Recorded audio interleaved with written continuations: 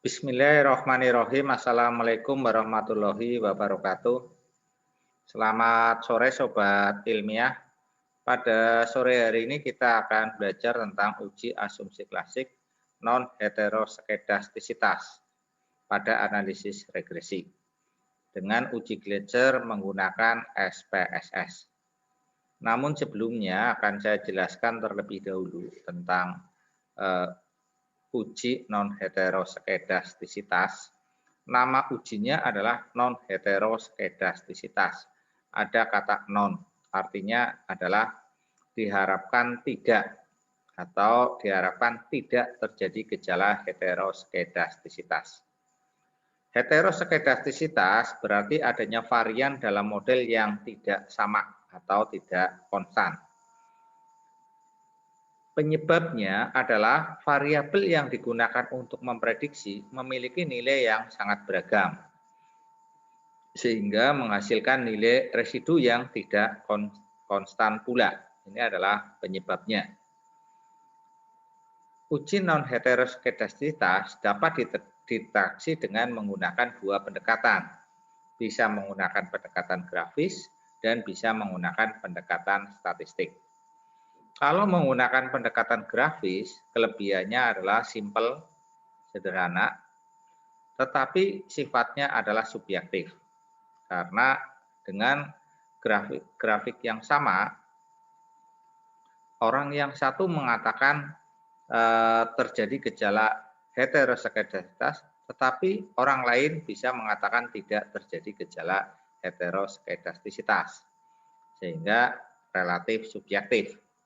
Kemudian pendekatan yang kedua, pendekatan statistik, relatif lebih rumit, tetapi objektif, tidak menghasilkan persepsi yang berbeda. Ada beberapa uji yang dapat digunakan untuk menguji gejala heteroskedastisitas. Yang pertama adalah dengan menggunakan uji PAK, yaitu dengan meregresikan variabel bebas terhadap nilai log linear kuadrat. Kemudian yang kedua adalah dengan menggunakan uji Gleiser, yaitu dengan meregresikan variabel bebas terhadap nilai residual mutlaknya. Kemudian yang ketiga bisa juga dengan menggunakan uji korelasi Ring-Spearman, yaitu dengan mengkorelasikan nilai residual dengan variabel bebas dengan menggunakan korelasi Ring-Spearman. Tetapi pada sore hari ini kita akan latihan dengan menggunakan uji Gleiser, yaitu dengan meregresikan variabel bebas terhadap nilai residual mutlaknya.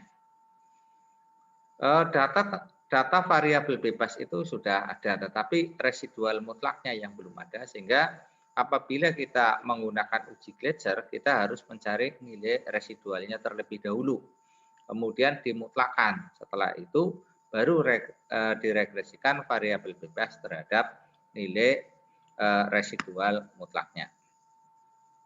Ini adalah contoh. Saya akan melakukan analisis uji asumsi klasik non-heteroskedastisitas dengan menggunakan pendekatan grafis terlebih dahulu. Caranya adalah sebagai berikut. Analyze, regression, linear. Y dimasukkan ke dependent, kemudian X1, X2 ke independent, kemudian yang berikutnya pada bagian plot ini kita klik plot. Nah, untuk Y-nya diisi dengan S residual, S resid, student days residual, masukkan ke sini. Kemudian yang berikutnya X-nya diisi dengan Z prediksi. Ya, kita masukkan. Kemudian continue, oke. Nah, kita amati chartnya. Nah, chartnya. Apabila chartnya itu membentuk pola yang acak, menyebar di atas dan di bawah dari angka 0, maka menunjukkan tidak terjadi gejala heteroskedastisitas. Artinya homoskedastisitas. Ini nampak bahwa skaternya itu menyebar secara acak di atas dan di bawah angka 0. Dengan demikian dapat disimpulkan bahwa tidak terjadi gejala heteroskedastisitas. Namun demikian, pendekatan ini bisa bersifat subjektif. Artinya dengan gambar yang sama seperti ini, orang yang satu menyatakan tidak menyebar secara acak, orang lain menyatakan menyebar secara acak.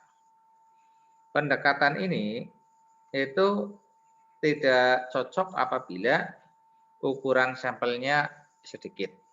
Lebih cocok apabila ukuran sampelnya besar. Nah, itu adalah uji asumsi klasik non heteroskedastisitas dengan menggunakan pendekatan grafis. Karena pendekatan grafis itu bersifat subjektif, maka sebaiknya saudara jangan menggunakan pendekatan grafis sebagai satu-satunya untuk menguji gejala non heteroskedastisitas. Ini digunakan sebagai pelengkap saja untuk melihat bagaimana penyebaran dari skaternya. Kemudian yang berikutnya saya akan melakukan analisis uji asumsi klasik non heteroskedastisitas dengan menggunakan uji Gletscher. Tadi sudah dijelaskan bahwa untuk menggunakan uji Gletscher itu adalah meregresikan variabel bebas terhadap nilai residual mutlaknya.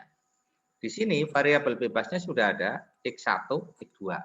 Tetapi nilai residual mutlaknya belum ada. Oleh karena itu, maka harus saya munculkan terlebih dahulu nilai residualnya. Caranya bagaimana? Analyze, regression, linear. Ya, riset ya. Y dimasukkan ke dependent, X1, X2 ke independent. Kemudian pada bagian save, ini bagian save, klik. Yang kita akan munculkan adalah residual. Ini adalah residual yang unstandardized. Saya contreng, ini continue, oke. Nah, kita tengok lagi di data editor, data view. Nah, ini sudah muncul nilai residualnya. Nilai residualnya sudah muncul, tetapi belum mutlak. Karena masih ada negatifnya. Bagaimana cara memutlakannya agar nilai-nilai ini menjadi mutlak? Caranya adalah sebagai berikut. Di transform, ini klik transform, kemudian compute variable, ya. Pada target variabel dikasih nama address. Silakan bebas namanya. Address itu absolut residual, mau diganti mutlak juga boleh. Yang penting tidak boleh lebih dari 8 karakter, tidak boleh pakai spasi, tidak boleh pakai notasi-notasi matematika seperti plus, minus, dan sebagainya. Ya. Sekarang yang akan saya absolutkan adalah yang unstandardized residual. Caranya adalah cari ABS absolut. Ini belum muncul, saya klik saja all nih, all. Nah, ini ABS kita masukkan, ya, ABS kita masukkan. Kemudian unstandardized residualnya ini kita masukkan nih ke sini, kita klik. Nah, sudah masuk. Kemudian kita oke. Kita tengok lagi pada data view-nya, kita tengok lagi pada data view-nya. Nah, ini sudah absolut, yang tadinya ada negatifnya sekarang menjadi positif.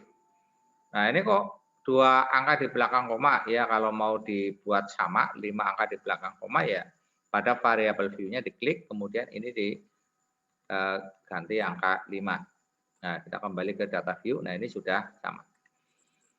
Langkah berikutnya adalah ini nilai absolut residualnya sudah ada ini.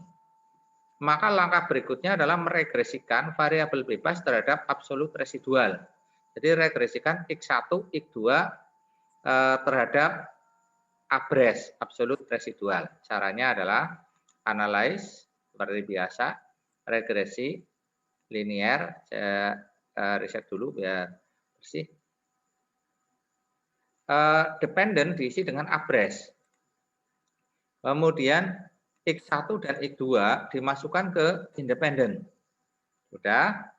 Kemudian oke. Nah, ini untuk mendeteksi apakah terjadi gejala heteroskedastisitas atau tidak, kita cermati pada bagian ini. Nah, ini pada signifikansinya. Untuk X1, signifikansinya adalah 0,389.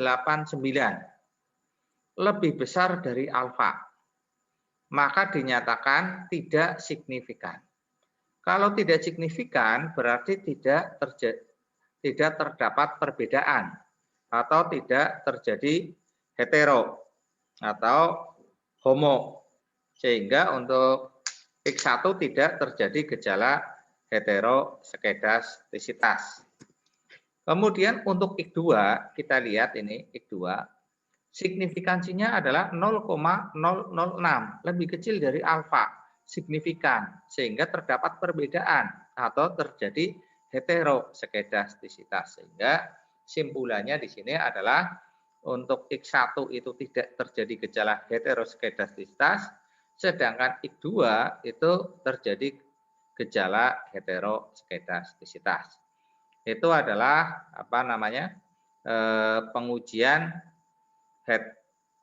uji asumsi klasik non heteroskedasitas, tetapi dengan menggunakan sampel yang sangat kecil karena untuk memudahkan di dalam perhitungan secara manual, karena pada video saya sebelumnya sudah saya sajikan tentang uji asumsi klasik non heteroskedastisitas dengan menggunakan Microsoft Excel. Nah, sekarang saya akan mencoba untuk sampel yang lebih besar dengan N sebanyak 30. Ini adalah datanya.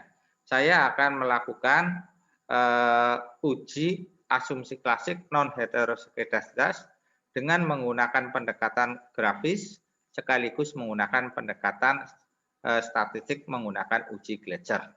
Caranya sama seperti tadi, analyze, regression, linear. Kemudian Y dimasukkan ke dependent, kemudian X1, X2, produk dan harga ke independen. Karena saya akan menggunakan pendekatan grafis, maka plotnya saya klik. Nah, plot, kemudian Y diisi dengan studentized residual, kemudian X-nya diisi dengan standardized prediksi. Standardized prediksi. Ya. Kemudian continue. Kemudian pada bagian save saya munculkan ini, klik save. Saya munculkan nilai residual yang unstandardized. Continue. Oke.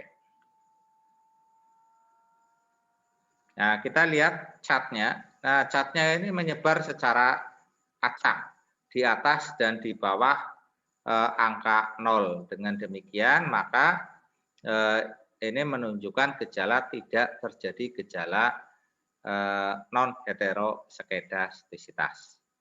Kembali lagi ke data view. Nah, ini nilai residualnya sudah muncul karena tadi pada bagian save sudah saya klik residualnya. Kemudian saya akan mengabsolutkan. Caranya adalah sama seperti tadi, transform compute. Kemudian saya kasih nama address. Kemudian yang berikutnya pada bagian all ini APS dinaikkan, Kemudian unstandardized residual gitu ya yang akan kita absolutkan, masukkan ya. Oke.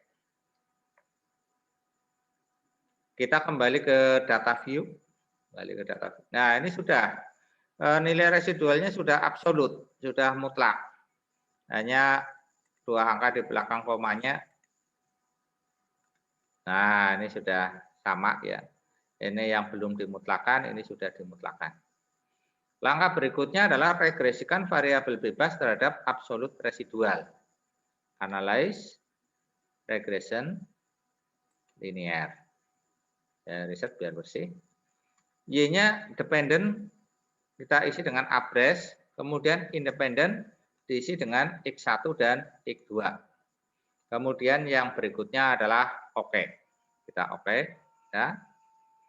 Kita lihat pada bagian koefisien. Pada bagian koefisien terlihat bahwa untuk X1 signifikansinya adalah 0,244, lebih besar dari alfa, sehingga tidak signifikan. Karena tidak signifikan, maka tidak terjadi gejala heteroskedastisitas atau memenuhi asumsi klasik non heteroskedastisitas. Kemudian yang berikutnya untuk keunggulan harga itu juga signifikansinya lebih besar daripada alfa 0,05 sehingga tidak signifikan atau tidak terdapat perbedaan atau tidak terjadi gejala heteroskedastisitas. Itu adalah saya rasa itu untuk latihan pada sore hari ini, pengujian asumsi klasik non heteroskedastisitas dengan menggunakan uji Gletser, menggunakan software SPSS, baik dengan menggunakan metode grafis maupun menggunakan metode statistik yaitu uji Gletser. Saya rasa itu untuk latihan pada sore hari ini. Terima kasih atas perhatiannya, mudah-mudahan bermanfaat. Wassalamualaikum warahmatullahi wabarakatuh.